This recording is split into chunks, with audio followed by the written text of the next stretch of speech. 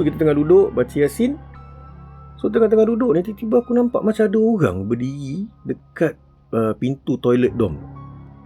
Masa aku nampak orang berdiri kat pintu toilet dom tu, aku dah mula cuit kawan-kawan aku lah tepi-tepi ni kan. So diorang pun cuit aku balik. Maksudnya diorang pun nampak lah kan. Lepas tu kita continue baca.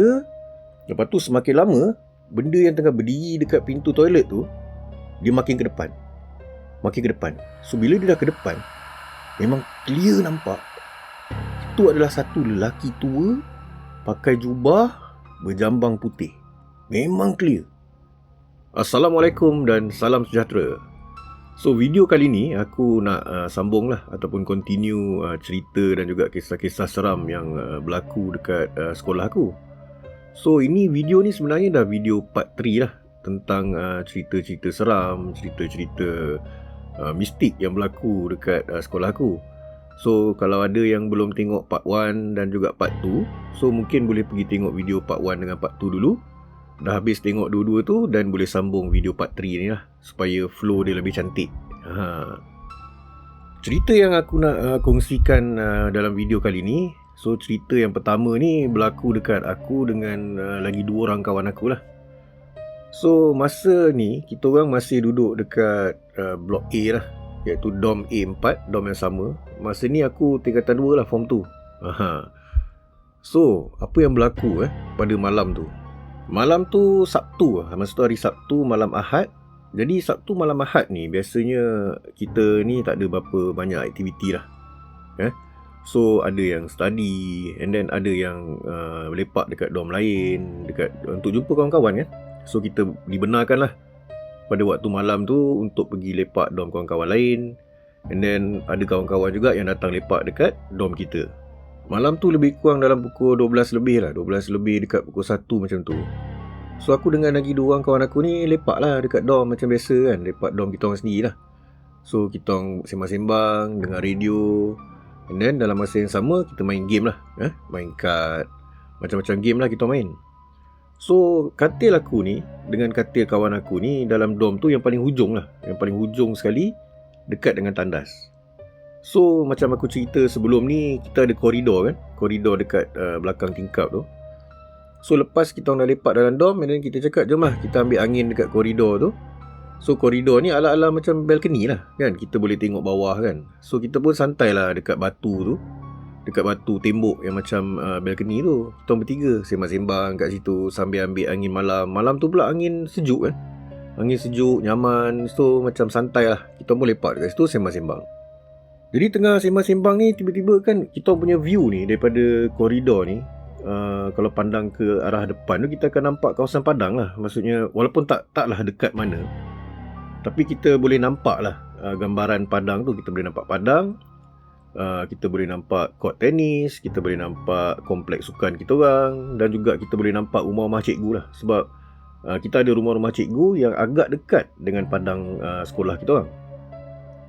Jadi kita tengah sembang-sembang santai dekat koridor tu, tiba-tiba kita dengar suara macam orang ramai yang bergema-gema tau, daripada padang tu. Suara tu tak clear sebab macam aku cakap tadi, dia tak adalah dekat sangat kan, dia ada agak jauh. So tapi kita boleh dengar macam ada ramai orang tengah macam bersorak-sorak ataupun macam bergema lah suara tu daripada arah padang. So kita pun macam muskil lah, ada apa-apa aktiviti ke dekat padang malam ni yang kita tak tahu kan.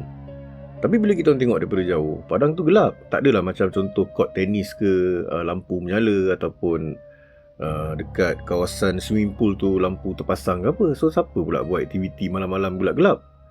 Ke dia orang ada buat aktiviti burung hantu ke apa ke yang kita tak tahu kan. So masa tu kita orang bertiga ni macam curious lah, apa yang ramai-ramai yang dekat padang ni kan. Kita orang bertiga pun fikir, okey, kita pun tak ada benda nak buat tengah lepak-lepak ni. So apa kata kita try pergi tengok. Mana tahu sebenarnya dia orang ada buat apa-apa aktiviti yang kita tak tahu. Maybe kita boleh join kan. Kita pun tak rasa mengantuk lagi lah masa tu, lagi pun tak ada apa aktiviti sangat. So kita pun gerak lah kan. Kita bertiga pun pakai pakaian yang lebih elok sikit kan. And then kita pun gerak, kita jalan, ikut jalan yang sama lah macam kita pergi padang setiap petang tu. Tapi macam aku cakap sebelum ni kan, jalan nak pergi padang tu ada 2 jalan. So satu jalan kita akan lalu court squash dengan swimming pool semua tu. And then satu lagi jalan yang mana kita akan tembus ke kompleks sukan. Yang itu kena lalu depan rumah cikgu lah. So masa tu kita tak pilih jalan yang lalu depan rumah cikgu ni lah, sebab kita pun tak nak tiba-tiba terserempak dengan cikgu kan. So kita orang pilih untuk ikut jalan yang lalu court squash dan juga swimming pool ni tadi kan. So kita orang bertiga pun jalan lah malam tu macam biasa. Tapi masa kita orang jalan ni kan, bila kita gerak ke arah swimming pool, ke arah court squash tu, suara yang bergema tadi tu makin lama makin kuat. Jadi kita pun yakin memang ada orang lah ni dekat padang ni kan. Dia orang macam tengah ada sorakan lah, tengah sorak macam yang tu yang buatkan dia gema kuat suara tu. Suara-suara lelaki lah majoritinya. Bila kita orang dah semakin dekat dengan swimming pool, so swimming pool ni dia dah dekat dengan court tenis lah. So daripada swimming pool ni dia akan sampai ke tempat changing room tu. Daripada changing room tu kita akan ada tangga, ada pintu kecil tangga untuk kita turun. Lepas tu boleh terus ke padang. So bila kita dah sampai dekat swimming pool ni, dah semakin jelas lah kita nampak rupa-rupanya dekat padang bola tu kan, dekat padang bola tu ada sekumpulan lelaki tengah macam praktis kawat. Jadi kita orang bertiga ni pun macam agak pelik lah, cakap hari sukan lambat lagi, mana ada latihan kawat ke apa kan. Jadi kita pun cubalah gerak semakin lama semakin ke depan lah, makin untuk dekatkan diri kan dengan kumpulan yang tengah berkawat ni. So makin dekat ni kita dengar lah diorang bersorak-sorak kan. So kita tak apa jelas lagi tau nampak masa tu, sebab padang bola ni dia tak ada cahaya lah kan. Cahaya lampu jalan tu dia belah sana. Maksudnya lampu jalan ni dia belah swimming pool belah sana, bukan belah sini lah. Boleh kata kalau swimming pool dekat tengah, yang jalan raya lampu jalan tu sebelah kiri, padang bola ni sebelah kanan, dan dia ke bawah bukit. So memang gelap lagi masa tu. Jadi kita ni pun slow-slow jalan makin dekat. Bila makin lama makin dekat, kita tengok betul-betul kan, yang berkawat tu diorang berpakaian macam askar Jepun. So bila kita perasan, ini pasal macam pakai baju askar ni kan. So masa tu kita orang bertiga ni dah mula, bulu roma dah mula meremang. And then kita pun dah rasa macam ada something yang tak kena lah masa tu kan. So bila kita tengok tu cakap stop kan. Kita semua cakap jangan jalan. So kita pun masih beranikan diri kan, cuba tengok betul-betul lah ke arah diorang yang tengah berkawat ni. So bila kita tenung betul-betul kan, memang tu bukan orang biasa. Itu adalah askar Jepun. Memang ramai lah, lebih kurang ada dalam 20-30 orang. And then ada satu lead dia kan, yang berdiri depan sekali menghadap diorang. So kita orang cakap, ini apa ni kan yang berkawat malam-malam ni? Askar apa ni kan? So based on apa yang kita orang dengar, cara dia bagi instruction tu kan, and then cara dia orang berkawat tu kan, kita ada instruction dan sebagainya kan. Macam kalau kita orang Malaysia ni kita cakap kiri macam tu kan. Ini kita boleh dengar lah, ini bukan bahasa kita. Macam ala-ala bahasa Jepun macam tu. Jadi sambil kita tengok ni, kita mula bergerak sikit-sikit lah kan, macam nak gerak sikit-sikit lagi ke depan kan, sebab masih tak clear tengok. So bila kita berganjak sikit-sikit ke depan, tiba-tiba semua sekali macam dia orang dapat instruction lah daripada dia punya leader tu, semua sekali serentak pusing menghadap dekat kita orang. Masa tu kita macam tersentak, cakap tak terkata lah masa tu kan. So bila dia orang dah pusing menghadap kita ni, dia jadi macam lebih clear. Jadi yang bahagian depan sekali ni, dia punya leader ni lah kan, kepala dia ni. So bila kita tengok betul-betul, leader dia tu tak ada kepala. Bukan tak ada kepala langsung, ada. Tapi kepala tu dia kepit dekat lengan dia. Maksudnya kepala dia bukan dekat tengkuk, dia kepit dekat lengan dia macam helmet. Cakap masa tu kita nak terpaku dalam beberapa saat. Lepas tu apa lagi, larilah kita bertiga, kelang kabut, lari selaju yang boleh. Dah lah gelap kan, nasib tak terjatuh masuk dalam swimming pool ke apa. Kita lari cepat-cepat sampai balik dom. And then sampai dekat dom, kawan-kawan semua yang masih ada, yang belum tidur semua macam terkejut lah. Kenapa kita ni lari kan? Dia orang mula-mula ingatkan ada spot check ke apa. So kita masuk dah tercungap-cungap, sebab bukannya dekat sangat pun kan, nak lari daripada swimming pool ataupun padang tu ke balik dom. So sampai kat dom tu dah tengok-cungap, kita pun duduk dekat katil. So masa kita tengah duduk tu, adalah dalam 2-3 kawan kan yang belum tidur. Dia orang pun kelang kabut lah datang. Korang pasal ni kan. Lepas tu kita cakap sabar jap kan. Masa tu masih cuba nak dapatkan nafas balik. Lepas tu kita cakap jom kita try pergi tengok sekali lagi, ada ke tak. Tengok sekali lagi ni bukanlah nak pergi ke padang tu balik. Maksudnya nak pergi kat koridor tadi yang kita santai masa mula-mula tadi tu. Sebab dari situ kan kita boleh dengar dia orang punya gema-gema suara dia orang tengah berkawat tu.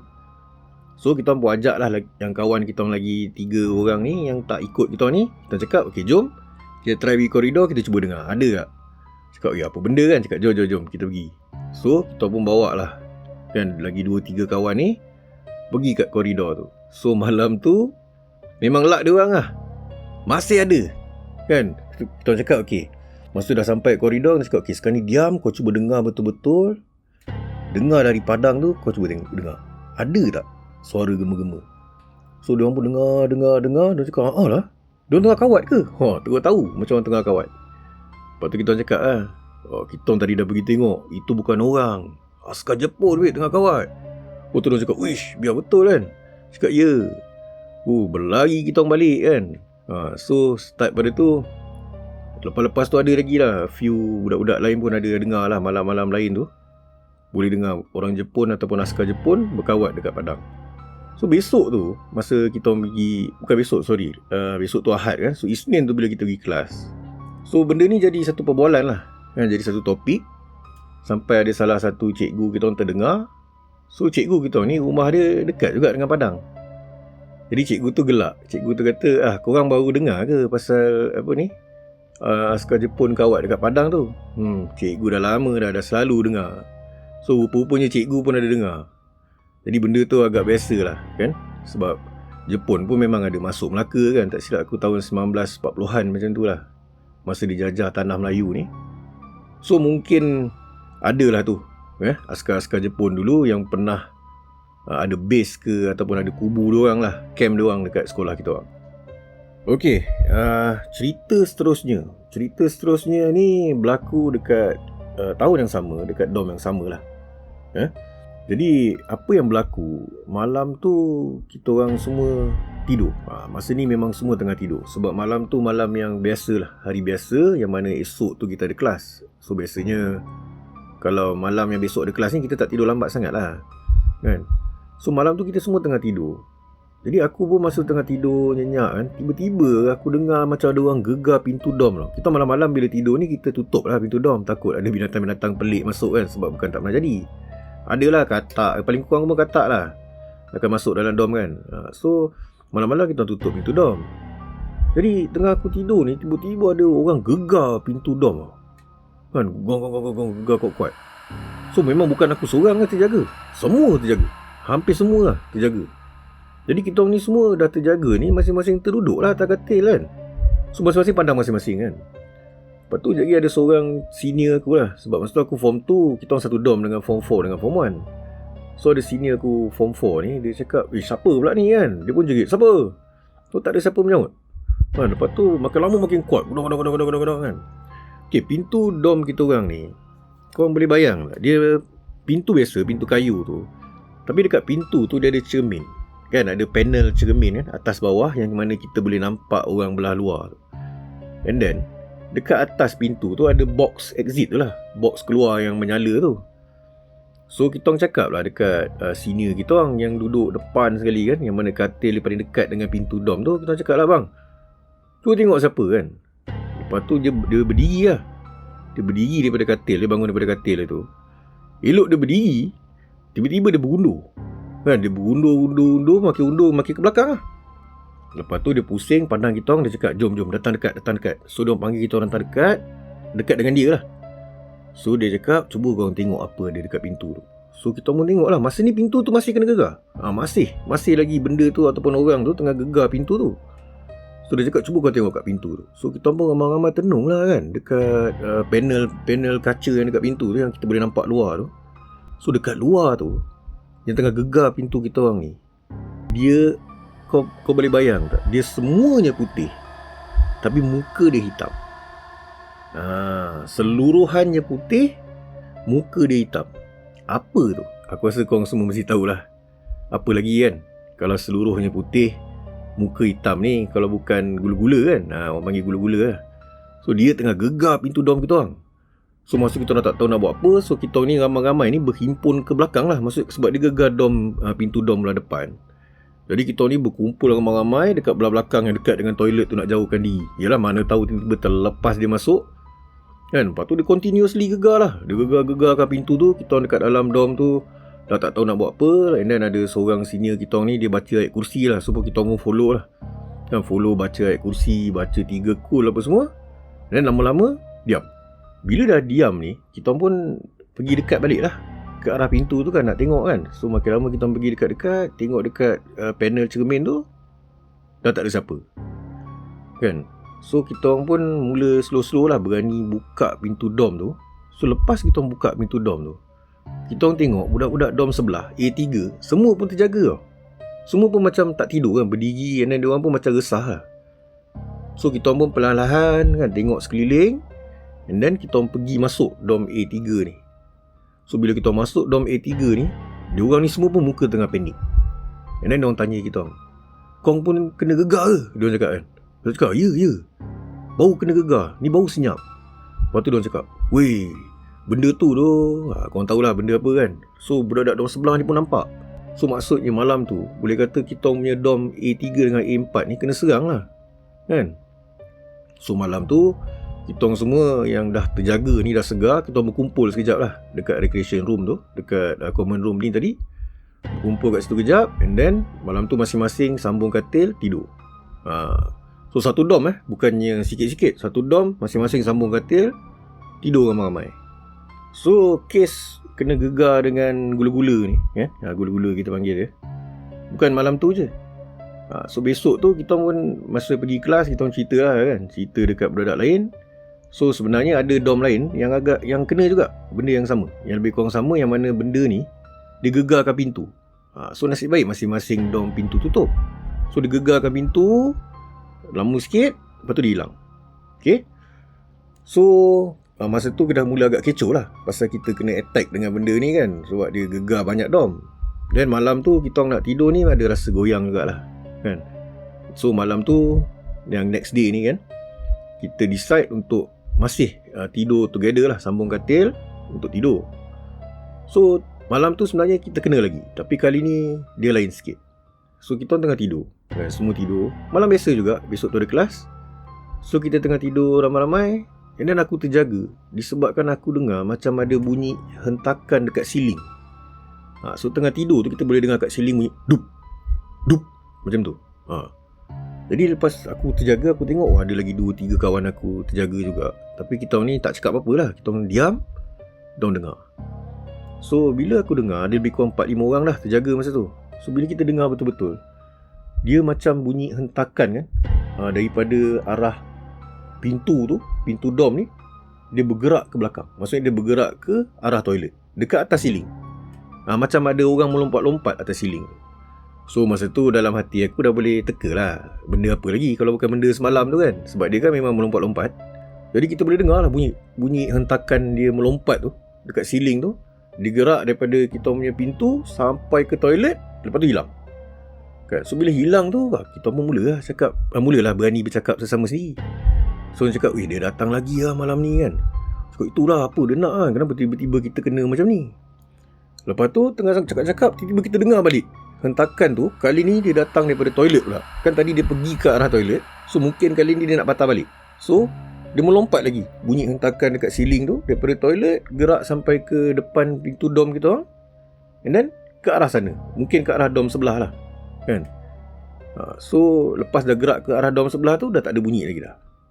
So bila dah tak ada bunyi tu, kita orang pun sembang lah kan, and then kita mula bangun kan, bangun daripada katil untuk pergi tengok lah dorm sebelah. So memang betul lah, dorm sebelah pun dia orang pun dengar benda yang sama. Dia orang cakap, kau dengar benda atas siling? Aku cakap, dengar. So benda tu memang datang lah. Dan lepas dah senyap, kita orang pun tidur. So besok dekat kelas, kali ni kecoh. Kali ni memang kecoh. Sebab dia bukannya kena dekat kita orang saja, blok A saja ataupun dekat dorm lelaki saja. Rupanya dorm perempuan pun kena gegar.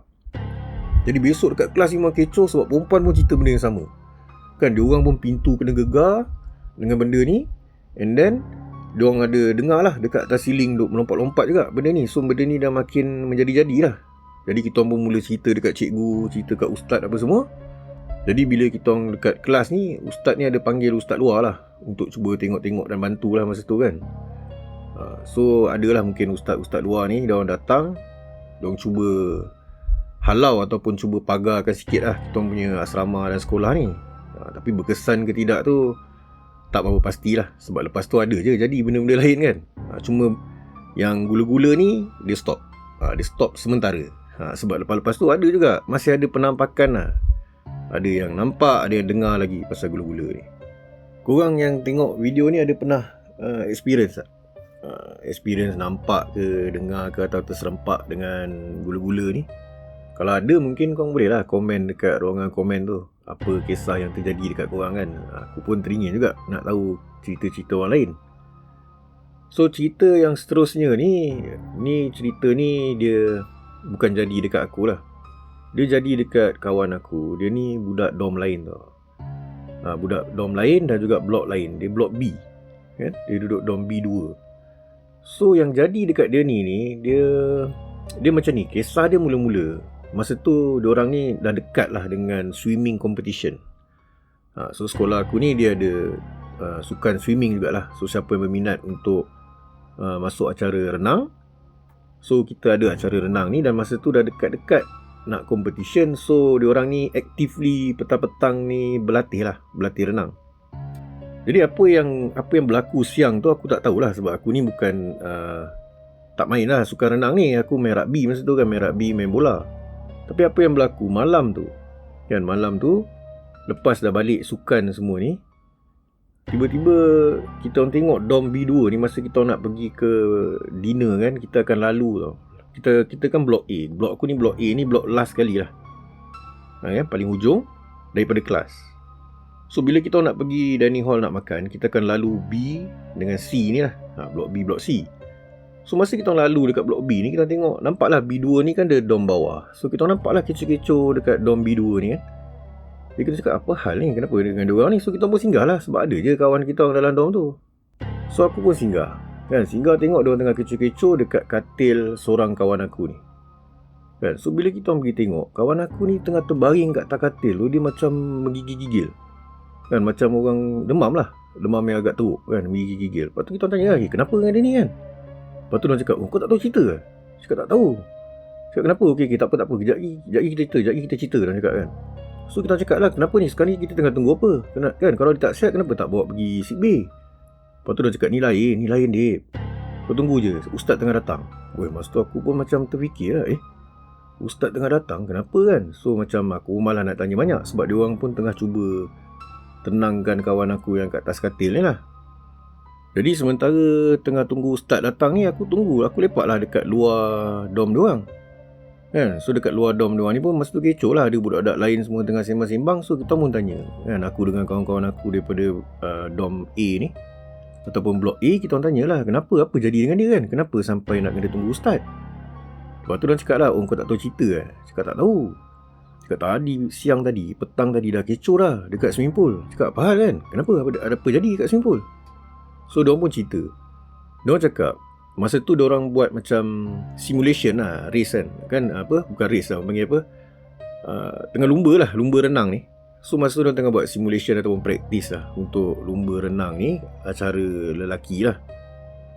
Jadi masa kawan aku ni, yang budak yang tengah terbaring ni tengah berenang. So kan bila kita renang ni kan, korang pun boleh imagine lah kan, dah lepas berenang ke sana, kita kan akan tendang dinding tu untuk pusing balik tu. So masa budak ni berenang, dia tendang dinding, pusing balik. So dia tengah berenang tu, tiba-tiba yang lain yang tengah tengok dekat tepi ni, dia orang nampak macam gelombang air kan.